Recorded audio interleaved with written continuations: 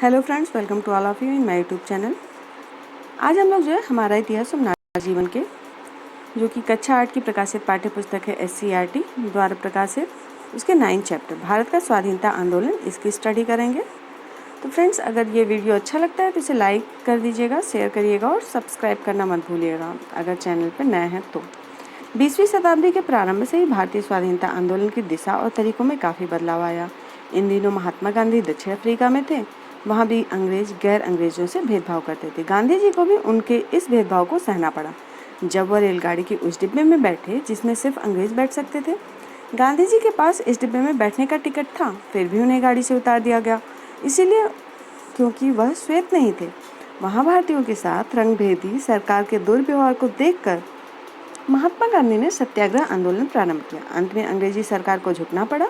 सन 1915 ईस्वी में महात्मा गांधी भारत लौट आए थे। गांधी जी का नेतृत्व जो कि 1919 से 1935 ईस्वी तक रहा। प्रथम विश्व युद्ध के समय महात्मा गांधी के नेतृत्व में भारतीयों ने अंग्रेजों की बहुत सहायता की। गांधी जी ने सोचा कि इस युद्ध की समाप्ति पर अंग्रेज देश को आज़ाद कर देंगे, लेकिन ऐसा नहीं हुआ। ब्रिटिश सरकार ने कांग्रेस और क्रांतिकारियों की बढ़ती हुई शक्ति का दमन करने के लिए मार्च 1919 ईस्वी में रूल एक्ट पास कर दिया, जिसके अंतर्गत सरकार किसी भी व्यक्ति को बिना मुकदमे के कैद कर सकती थी। गांधी जी ने फरवरी 1919 में इसके विरोध में सत्याग्रह आंदोलन प्रारंभ कर दिया। अहिंसा और सत्याग्रह। स्वराज के लिए अंग्रेजों की हत्या करने का रास्ता सबको उचित नहीं लगता था। हिंसा व हत्या का विरोध करने वाले में गांधी जी प्रमुख थे। उनका मानना था कि अगर हमारी बात सत्य है तो बिना जोर जबरदस्ती व हिंसा के उसे प्राप्त करना चाहिए। अतः हमें सत्य के लिए सिर्फ आग्रह करना चाहिए, यानी सत्याग्रह। सत्य को हिंसा से प्राप्त करने की कोशिश करनी चाहिए। गांधी जी ने सत्याग्रह करने के लिए यह कार्यक्रम बनाया। अन्याय करने वालों का सहयोग न करना, यानी असहयोग करना। अनुचित लग रही बातों को मानने से इनकार कर देना, यानी अवज्ञा करना। गांधी जी ने राष्ट्रीय आंदोलन में अंग्रेज शासन से असहयोग और अवज्ञा का तरीका जोड़ा। जब गांधी जी राष्ट्रीय आंदोलन में शामिल हुए तो उस आंदोलन में एक नया मोड़ आया। गांधी जी लोगों को छोटी छोटी व ठोस दिक्कतों को हल करने के लिए आंदोलन छेड़ते थे। वह अंग्रेज सरकार से मांग करते थे कि लगान कम करें, नमक पर कर हटाएं, जंगल के उपयोग पर पाबंदी हटाएं, शराब की बिक्री बंद करें, यानी कि शराब की बिक्री से सरकार को बहुत आय मिलती थी। गांधी जी के नेतृत्व में हजारों की संख्या में लोग अपनी इन ठोस समस्याओं से लड़ने के लिए आंदोलन की राह पर निकलने लगे। इसके पहले के किसी भी प्रयास में भारी संख्या में आम लोग राष्ट्रीय आंदोलन में नहीं उतरे थे। गांधी जी ने देश भर में छुआछूत मिटाने का अभियान भी शुरू किया ताकि लोग नया राष्ट्र बनाने के आंदोलन में शामिल हो सकें। एक बार गांधी जी दक्षिण अफ्रीका में यात्रा कर रहे थे। उस डिब्बे में बैठ गए जो गोरे लोगों के लिए आरक्षित था। उन्हें एक गोरे ने डिब्बे से बाहर धकेल दिया और कहा कि एक काला भारतीय उनके डिब्बे में यात्रा कैसे कर सकता है। यह उनका सरासर अपमान था। उन्होंने महसूस किया कि गोरे लोगों में उनके आत्मसम्मान और गरिमा के प्रति बिल्कुल आदर नहीं था, इसलिए उन्होंने गांधी जी को डिब्बे से बाहर धकेल दिया। इस कटु अनुभव ने गांधी जी को भारतीयों की गरिमा के उत्थान और अन्याय से लड़ने के लिए प्रेरणा दी। उन्होंने महसूस किया कि भारत में भी लोग आपस में जाति, मजहब, ऊंच नीच, सवर्ण, दलित, भाषा, संप्रदाय के नाम पर विभिन्न समूहों में बटे हुए हैं। इसीलिए ये गोरे अंग्रेज हमारे देश पर शासन कर रहे हैं। उन्होंने भारत में सर्वप्रथम सभी धर्मों एवं संप्रदायों के लोगों को राष्ट्रवाद एवं भाईचारे की कड़ी से पिरोकर अंग्रेजों के विरुद्ध जंग छेड़ दी। गांधी जी के इस प्रयास की बदौलत ही आज हमारा देश आज़ाद हो सका है। जलियांवाला कांड जो कि 1919 ईस्वी में हुआ था। इसी समय अमृतसर में 13 अप्रैल 1919 को एक भयानक हत्याकांड हुआ। पंजाब के नेता डॉक्टर सत्यपाल और डॉक्टर सैफुद्दीन किचलू की गिरफ्तारी के विरोध में अमृतसर में जलियांवाला बाग में एक विशाल सभा का आयोजन हुआ। सभा के मध्य में ही पंजाब के सैनिक कमांडर जनरल डायर ने सैनिकों को लेकर बाग को घेर लिया। बिना चेतावनी दिए हुए उसने निहत्थी भीड़ पर गोली चलाने का आदेश दे दिया। इससे कई सौ निर्दोष लोगों की मृत्यु हो गई और हजारों लोग घायल हो गए। जलियांवाला बाग हत्याकांड ने समस्त देश में हाहाकार मच गया। इसके विरोध में रविन्द्रनाथ टैगोर ने अपनी सर की उपाधि वापस कर दी। इससे मध्यवर्गीय बुद्धिजीवियों के राष्ट्रवाद को जन राष्ट्रवाद के रूप में परिवर्तित कर दिया। जिसमें किसान, मजदूर, छात्र, दस्तकार, कारीगर आदि सम्मिलित हुए। अब राष्ट्रीय आंदोलन पहले की अपेक्षा अधिक दृढ़ हो गया। इसमें हिंदू मुस्लिम एकता का अभूतपूर्व प्रदर्शन हुआ, जिससे भारतीय राष्ट्रवाद को काफ़ी बल मिला। असहयोग आंदोलन, जो कि 1919 से 1922 ईस्वी तक चला। ऐसे विकट स्थिति में गांधी जी ने देश भर में असहयोग आंदोलन शुरू कर दिया। 1857 ईस्वी के विद्रोह के बाद पूरे देश में एक साथ अंग्रेजी हुकूमत के विरोध में होने वाला यह एक पहला बड़ा आंदोलन था। इसका उद्देश्य था अन्यायी अंग्रेज शासन का सहयोग न करना। आइए इस आंदोलन के दौरान घटित होने वाली कुछ महत्वपूर्ण गतिविधियों की झलकियां देखते हैं। पहला, अंग्रेजों को भारत में सरकार चलानी है तो खुद चलाएं, हम क्यों उनका शासन संभालें, यह कहते हुए कई लोगों ने सरकारी पदों से इस्तीफा दे दिया। दूसरा, अनेकों छात्रों ने सरकारी स्कूल कॉलेज छोड़ दिया और स्वदेशी स्कूलों में भर्ती होने लगे। अंग्रेजी कपड़े व शराब की दुकानों पर धरने दिए गए। अंग्रेजी चीज़ों के बहिष्कार के साथ साथ स्वदेशी चीज़ों को बढ़ावा देने की कोशिश भी हुई। देश में कई वकीलों ने कचहरी में वकालत छोड़ दी। कई जगह परिषद के चुनाव में लोगों ने वोट नहीं डाले। गांधी जी ने लोगों का चरखा चलाने व सूत काटने का अभियान जोड़ दिया, जिससे घर घर में देश को आत्मनिर्भर बनने की भावना मजबूत बनी। छोटे बड़े शहरों में सैकड़ों लोगों के जत्थे जुलूस में निकलते और पुलिस के आगे गिरफ्तारी देते। पुलिस उन्हें रोकती, उन पर लाठियां बरसाती, पर लोग पुलिस पर हाथ भी ना उठाते। एक जत्था पिटते हुए गिरफ्तार हो जाता तो उसके पीछे दूसरा जत्था इंकलाब जिंदाबाद, चरखा चला चला के हम स्वराज लेंगे और महात्मा गांधी की जय के नारे लगाता हुआ आता और शांतिपूर्वक गिरफ्तारी देता। अंग्रेज शासन की हिंसा का मुकाबला लोग शांति और दृढ़ता से सत्य के लिए आग्रह करके देते। 1919 ईस्वी में इंग्लैंड का राजकुमार भारत की यात्रा पर आया तो उसका बहिष्कार किया गया।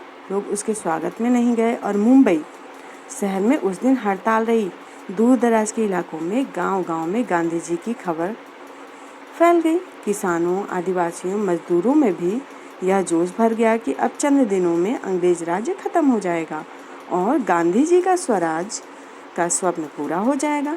इस तरह देश भर में उथल पुथल मच गई और लोगों में अन्याय व अत्याचार के खिलाफ अपने अधिकारों के लिए लड़ने की जबरदस्त भावना उमड़ पड़ी। 5 फरवरी 1922 ईस्वी में उत्तर प्रदेश के गोरखपुर जिले में चौरी चौरा नामक स्थान के किसान थाने पर अपने विरोध प्रदर्शन करने आए थे, क्योंकि पुलिस ने उनके एक साथी को बहुत मारा था। जब वे थाने पर आए तो पुलिस ने उन पर गोली भी चलानी शुरू कर दी। गुस्से में आकर किसानों ने थाने में आग लगा दी। इस घटना से गांधी जी को काफ़ी दुख हुआ और 12 फरवरी 1922 ईस्वी को उन्होंने आंदोलन स्थगित करने का निर्णय लिया। उनका मानना था कि हिंसा में स्वाधीनता प्राप्त नहीं की जा सकती। उनके अनुसार किसी भी उद्देश्य की प्राप्ति के लिए अपनाए गए तरीके भी महत्वपूर्ण हैं। अब गांधी जी ने रचनात्मक कार्य करने का निश्चय किया। इसके साथ इसमें हाथ से कताई, बुनाई, छुआछूत का निवारण और सांप्रदायिक एकता की स्थापना आदि थे। इस प्रकार जब असहयोग आंदोलन ठंडा पड़ गया तो अंग्रेज सरकार ने इस अवसर का लाभ उठाया। गांधी जी 10 मार्च 1922 ईस्वी को कैद कर लिए गए और उन्हें 6 वर्ष के लिए सजा दे दी गई। यद्यपि असहयोग आंदोलन असफल रहा, लेकिन इसके कारण राष्ट्रवादी विचार पूरे देश में फैल गया।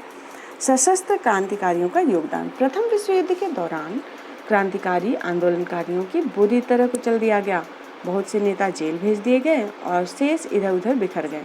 1920 ईस्वी के प्रारंभ में क्रांतिकारियों को जेल से रिहा कर दिया गया। इसके कुछ समय बाद ही कांग्रेस ने असहयोग आंदोलन छेड़ दिया। क्रांतिकारी सशस्त्र क्रांति का रास्ता छोड़कर असहयोग आंदोलन में शामिल हो गए, किंतु असहयोग आंदोलन को एकाएक वापस ले लेने से क्रांतिकारियों की उम्मीदों पर पानी फिर गया। इन क्रांतिकारियों ने पुनः अपना क्रांतिकारी संगठन बनाना प्रारंभ किया। इसके नेता पुराने क्रांतिकारी सचिंद्र नाथ सान्याल, राम प्रसाद बिस्मिल और योगेश चंद्र चटर्जी थे। काकोरी कांड, जो कि अक्टूबर 1924 ईस्वी में क्रांतिकारी युवकों का कानपुर में एक सम्मेलन हुआ और हिंदुस्तान रिपब्लिक एसोसिएशन का गठन किया गया। इसमें देश से अंग्रेजी सत्ता को जड़ से उखाड़ फेंकने और भारत को स्वतंत्र कराने का संकल्प लिया गया।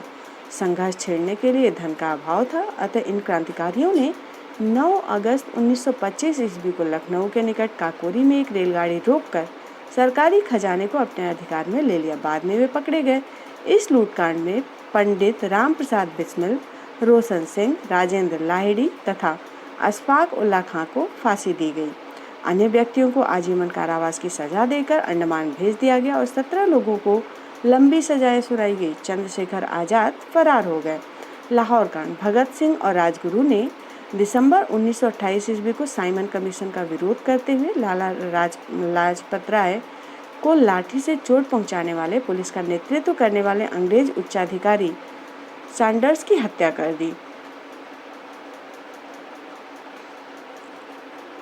सरकार नीतियों के विरोध में 8 अप्रैल 1929 को भगत सिंह और बटुकेश्वर दत्त ने दिल्ली को केंद्रीय विधानसभा में बम फेंका।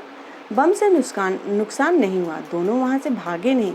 पुलिस ने उन्हें गिरफ्तार कर लिया। भगत सिंह एवं उनके साथियों पर सैंडर्स हत्याकांड से संबंधित मुकदमा लाहौर में चलाया गया। 7 अक्टूबर 1930 ईस्वी को भगत सिंह, राजगुरु, सुखदेव को फांसी की सजा सुनाई गई। लाहौर में उनको 23 मार्च 1931 को फांसी दे दी गई। यह मुकदमा लाहौर कांड के नाम से प्रसिद्ध है। सत्ता के दमन ने धीरे धीरे क्रांतिकारी आंदोलन को निर्बल कर दिया। 27 फरवरी 1931 ईस्वी को इलाहाबाद प्रयागराज के अल्फ्रेड पार्क में मुठभेड़ के दौरान चंद्रशेखर आजाद शहीद हो गए। वर्तमान में अल्फ्रेड पार्क का नाम शहीद चंद्रशेखर आजाद पार्क है। आजाद की मृत्यु के बाद पंजाब, उत्तर प्रदेश और बिहार में क्रांतिकारी आंदोलन लगभग समाप्त सा हो गया। सविनय अयोग्य आंदोलन, जो कि 1930 से 1932 ईस्वी तक चला। Simon commission. 1928 में अंग्रेज सरकार ने भारतीय शासन अधिनियम 1919 की समीक्षा करने के लिए साइमन नामक व्यक्ति के नेतृत्व में एक समिति बनाई। इस समिति में एक भी भारतीय न था। इससे बिल्कुल स्पष्ट हो गया कि अंग्रेज सरकार यह मानने को तैयार नहीं थी कि भारत के लोगों को अपने देश का शासन चलाने का अधिकार होना चाहिए। इसलिए भारत में साइमन जहाँ जहाँ गया वहाँ वहाँ उसके विरोध में जुलूस व हड़तालें हुई और साइमन वापस जाओ का नारा जोरों से गूंजा। लाहौर अधिवेशन और पूर्ण स्वराज की मांग। सन 1929 ईस्वी में कांग्रेस पर वार्षिक अधिवेशन लाहौर में शुरू हुआ। इस अधिवेशन के अध्यक्ष पंडित जवाहरलाल नेहरू चुने गए। ब्रिटिश सरकार को नेहरू रिपोर्ट स्वीकार करने के लिए 31 दिसंबर 1929 ईस्वी की समय सीमा समाप्त हो चुकी थी। इसलिए राष्ट्रीय कांग्रेस ने रावी नदी के तट पर 31 दिसंबर 1929 ईस्वी की रात्रि 12 बजे तिरंगा झंडा फहराया और पूर्ण स्वराज की मांग का प्रस्ताव पारित किया। दांडी यात्रा, जो कि 1930 ईस्वी के कांग्रेस के वार्षिक अधिवेशन में कांग्रेस को सविनय अवज्ञा आंदोलन करने का अधिकार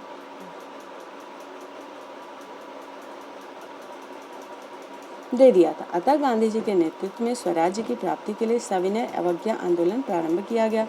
गांधी जी ने 1930 ईस्वी में नमक कानून को तोड़कर सविनय अवज्ञा आंदोलन का आह्वान किया। 12 मार्च 1930 ईस्वी को गांधी जी ने साबरमती आश्रम से अपने 78 सहयोगियों के साथ दांडी की ओर यात्रा प्रारंभ की तथा 6 अप्रैल 1930 ईस्वी में दांडी पहुंचकर गांधी जी ने समुद्र के किनारे नमक बनाकर अंग्रेजों का कानून तोड़ दिया। इस सविनय अवज्ञा आंदोलन में शीघ्र ही बहुत बड़ी संख्या में महिला एवं पुरुष स्वयंसेवकों ने भाग लिया। विदेशी माल का बहिष्कार किया गया। कहीं कहीं किसानों ने लगान देना बंद कर दिया। सरकार ने निर्मम, दमन, निहत्थे, स्त्री पुरुषों पर लाठी और गोली की बौछार के द्वारा इस आंदोलन को दबाने का प्रयास किया। 5 मई 1930 ईस्वी को सरकार ने गांधी जी को गिरफ्तार कर लिया। इसके विरोध में मद्रास, कलकत्ता और कराची आदि नगरों में प्रदर्शन हुए और प्रदर्शनकारियों की विशाल भीड़ और पुलिस के बीच टकराव हुए। खान अब्दुल गफ्फार खान। पेशावर में जनाक्रोश की अभिव्यक्ति कई रूपों में देखने को मिलती है। यहाँ कांग्रेसी नेताओं की गिरफ्तारी को लेकर जनता में अभूतपूर्व प्रदर्शन किया। इस इलाके में सीमांत गांधी खान अब्दुल गफ्फार खान वर्षों से सक्रिय थे। उनके द्वारा जनता के में किए गए कार्यों के कारण अहिंसक क्रांतिकारियों के वीर जत्थे अर्थात खुदाई खिदमतगारों के दल तैयार हुए। ये लोग लाल कुर्ती के नाम से जाने जाते थे। सविनय अवज्ञा आंदोलन में इनकी भूमिका काफ़ी सक्रिय थी। इसी प्रकार देवबंद शाखा की राजनीतिक संस्था जमाअत उल उलमा ए हिंद ने इस आंदोलन में बढ़ चढ़कर भाग लिया। प्रथम गोलमेज सम्मेलन, जो कि इस बीच 1930 ईस्वी में ब्रिटिश सरकार ने लंदन में नेताओं का पहला गोलमेज सम्मेलन आयोजित किया। इसका उद्देश्य साइमन कमीशन की रिपोर्ट पर विचार करना था। कांग्रेस ने इस सम्मेलन का बहिष्कार किया।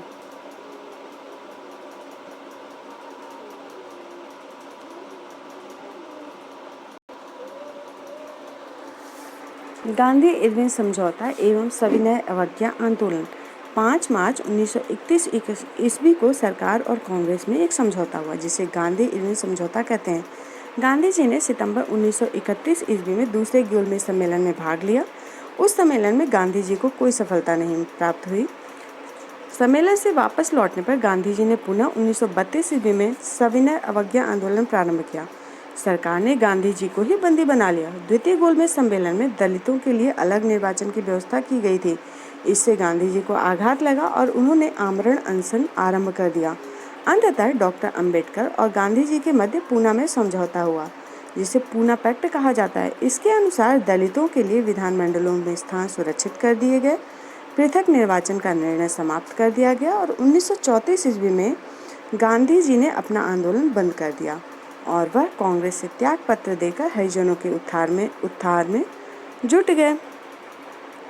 और भी कुछ बिंदु हैं, चलिए उनको देख लेते हैं। महिलाओं ने भी स्वतंत्रता संग्राम में बढ़ चढ़कर भाग लिया था। अरुणा आसफ अली नमक कानून तोड़ो आंदोलन में भाग लेते हुए जेल गई। दुर्गा भाभी ने भगत सिंह को लाहौर जेल में छुड़ाने का प्रयास किया। कमला देवी चट्टोपाध्याय ने सन 1921 में असहयोग आंदोलन में भाग लिया। भीकाजी कामा का कहना था, आगे बढ़ो, हम हिंदुस्तानी हैं और हिंदुस्तान हिंदुस्तानियों का है।